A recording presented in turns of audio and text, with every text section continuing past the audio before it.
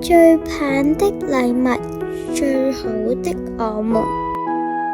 當點點嚟到呢個世界嘅時候呢，媽媽就好似多咗一項超能力咁，佢就係屬於點點嘅魔力特調母乳。佢甜甜地又溫暖，就係媽媽俾點點第一份最珍貴嘅禮物啦。但係超能力有時都會電力不足，當夜晚一次一次咁形容，點點肚子呢就會咕嚕咕嚕咁樣喊醒。媽媽好攰，好眼瞓，膊頭又好酸痛，心裏邊好似靜靜咁樣落咗雨。我係咪做得唔夠好啊？呢個時候呢，爸爸就好大步咁行過嚟啦，變成咗最勁嘅盾牌。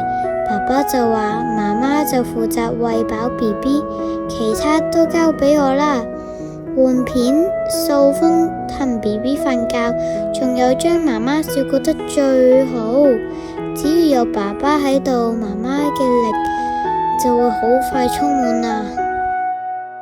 爺爺嫲嫲、公公婆婆都加入咗守護行列，佢哋冇催促，只有悶悶嘅叮嚀。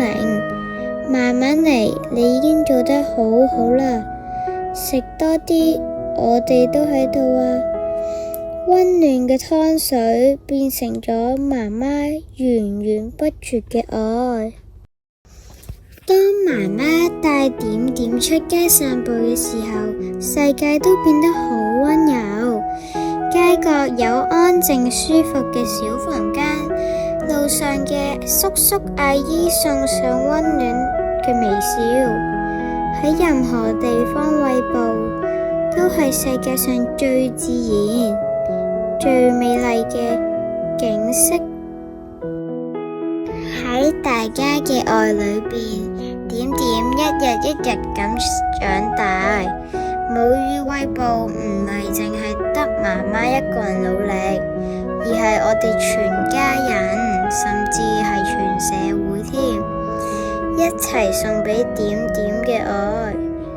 多謝媽媽嘅堅持，多謝大家嘅守護，有你哋就係最好嘅我哋。